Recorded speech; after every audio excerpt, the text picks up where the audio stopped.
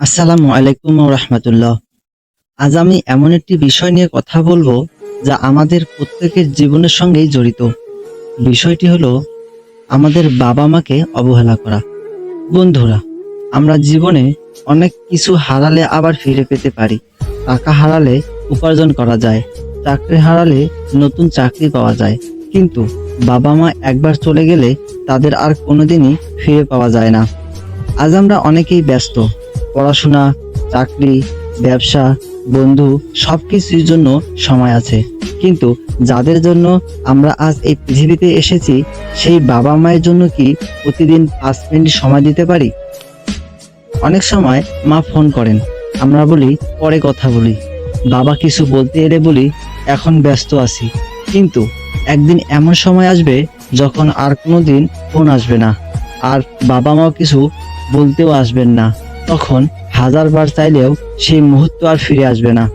মনে রাখবেন, ছোটবেলায় আপনি অসুস্থ হলে আপনার মা সারা রাত জেগেছিলেন। বাবা নিজের কষ্ট লুকিয়ে আপনার ভবিষ্যতের জন্য পরিশ্রম করেছেন। নিজের ইচ্ছা, স্বপ্ন বিসর্জন দিয়ে আপনাকে মানুষ করেছেন।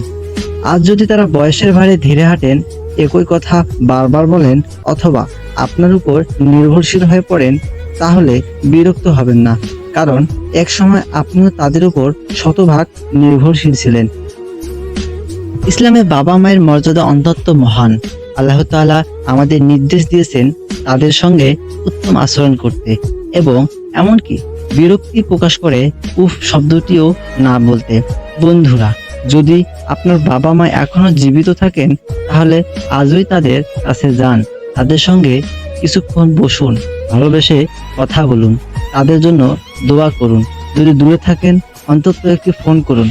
বিশ্বাস করুন, আপনার সে কয়েক মিনিটের কথাতেই তারা অনেক খুশি হবেন।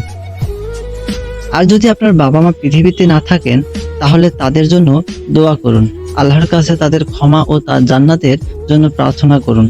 তাদের নামে সৎ কাজ করুন, কারণ সন্তানদের দোয়া বাবা মায়ের জন্য মূল্যবান উপহার। শেষে একটি কথা বলেই শেষ করছি। পৃথিবীতে এমন কোনো সম্পদ নেই তা বাবা মায়ের ভালোবাসার সমান। তাই তাদের অবহেলা নয়, ভালোবাসা দিন, সম্মান দিন। যতদিন তারা আপনার পাশে আছেন, ততদিন তাদের মূল্য বুঝুন। কারণ সময় চলে গেলে শুধু আফসোস থেকে যায়।